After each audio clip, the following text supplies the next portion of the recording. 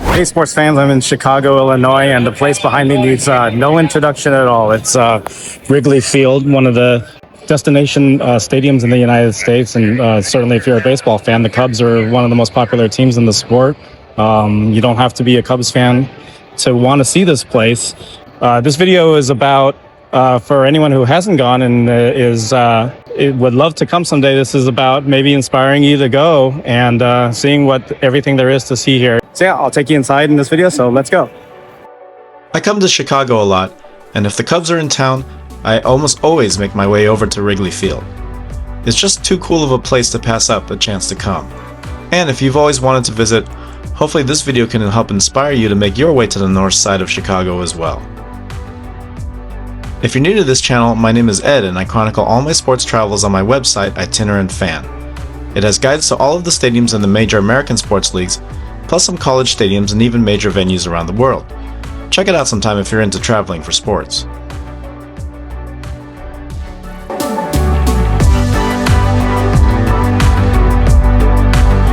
Especially from a baseball perspective, the city of Chicago, Illinois can be divided into two distinct halves, north side and south side.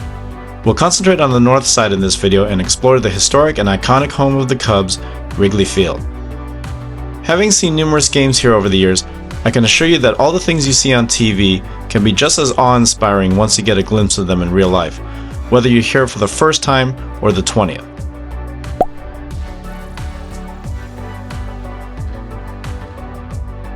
This was the second game of a 5-game, 4-city MLB road trip that I took over a week-long span, so subscribe to the Itinerant Fan channel and hit that bell button to be notified when new videos of the ballparks I visited go live.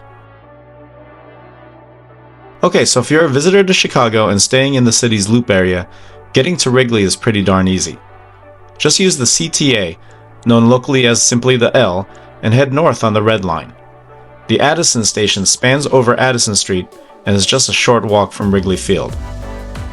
The home plate gate, which is the site of that famous red Wrigley Field marquee, can be found at the intersection of Addison and Clark Streets, and is really the starting point for exploring not just the ballpark, but the surrounding neighborhood.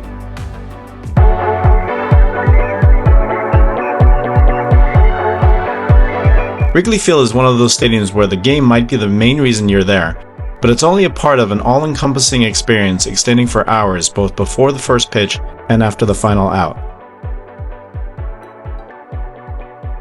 That of course is due to the surrounding Wrigleyville district, in which there are numerous bars and restaurants and neighborhood hangouts for a baseball fan to socialize and pass the time before or after the game.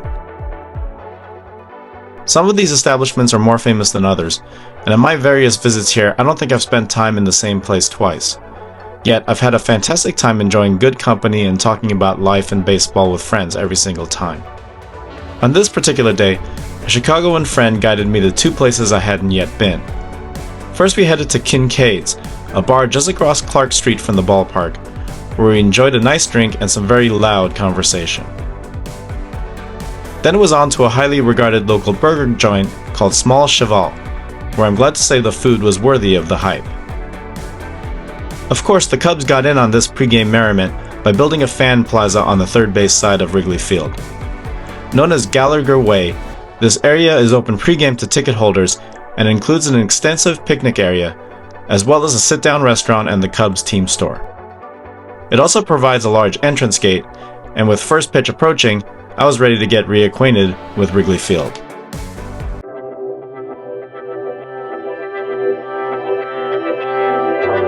Wrigley Field opened all the way back in 1914, and yes, part of the charm of attending a Cubs game here is that you can tell how old this building is in certain ways. The main way is by traversing the network of ramps and narrow corridors to get between levels here. It's kind of fun if you don't come here very often, though if you're a regular at Wrigley, I'd imagine it might get a little annoying after a while. Despite the many improvements made to Wrigley over the decades, one truth still holds evident: there will be obstructed views. Pillars can very much get in your way in certain spots. At least they've put TVs in many areas, and these old-time scoreboards on the lower deck have been here for many, many years. Due to some last-minute changes in my travel plans, I had to buy a ticket for this game just 2 hours prior, and so I wound up with a standing room ticket. But that was perfectly okay with me, as I would spend plenty of time roaming around the stadium anyway. The primary spot for standing room fans is at the very top of the lower seating bowl, near the network of ramps.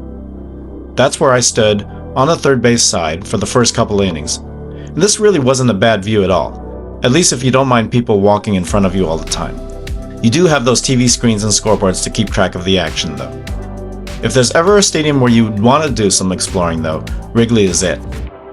If you're looking for a party atmosphere, the Wrigley outfield bleachers have a legendary reputation, but unless you have a ticket, you can't join the masses out there.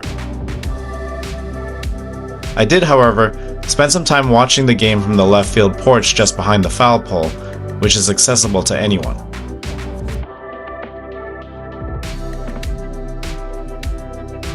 Of course, Wrigley is also famous for the rooftop bleachers behind the ballpark on Sheffield and Waveland Avenues. They've never officially been part of the ballpark, but the Cubs own many of these enterprises now, stemming from a dispute with the operators in the 2010s over the team's desire to place new video boards in the outfield, thus blocking the views from many of these rooftop stands. By the way, these video boards have been in place for a decade now, and I've never felt they've taken away from the old-timey charm of Wrigley. At least when displaying in-game information, they do a good job of doing so in a way that the video boards blend in with the surroundings rather than make them stand out. Besides, there's still the hand-operated scoreboard in center field that harkens back to olden times. Also, Wrigley famously didn't have lights installed until 1988, nearly 4 decades after every other major league ballpark did so. That was in large part due to the neighborhood opposition as well. Okay, so about midway through the game, I was ready to grab something to eat. Wrigley Field's concession stands don't offer anything all that revolutionary as stadium food goes, though you'll notice that they've definitely kept up with the times as far as technology, with grab and go and just walk out stands and the like. The fully loaded Chicago dog was certainly a temptation for me here, but I eventually went with a simple bratwurst, and that was the perfect ballpark nosh for what I was feeling at that moment.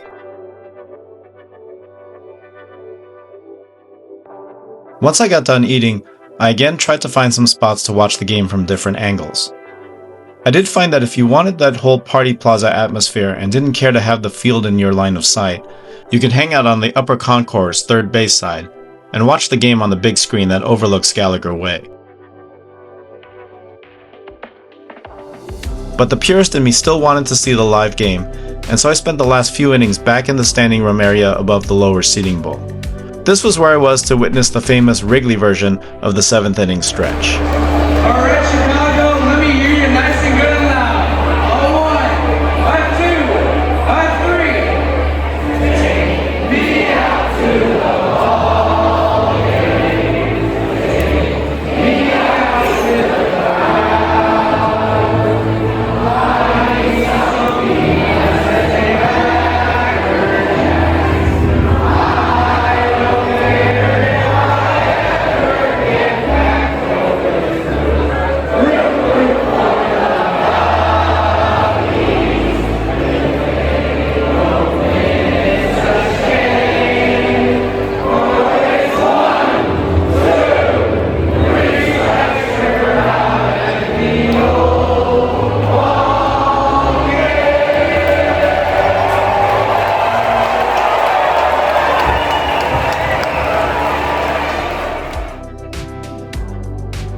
It was a joyous afternoon as it always is on Sundays at Wrigley Field. In the end, it was a rough afternoon for the Cubs as they fell to the Houston Astros. There would be no flying the W today. However, I had a terrific time getting reacquainted with Wrigley Field, which remains a must-visit stadium, whether you're a huge Cubs fan, are into ballpark history, or just want to have an experience that's quintessentially Chicago. I hope this video lends some insight into what it's like watching a Cubs game at Wrigley Field.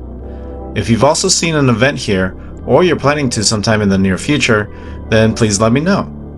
Leave a like or a comment below, and be sure to subscribe to our YouTube channel because we'll be making a lot more stadium and travel videos like this one. And if you're looking for more info on other major cities or sports venues, head to itinerantfan.com. Thanks for watching, and happy travels!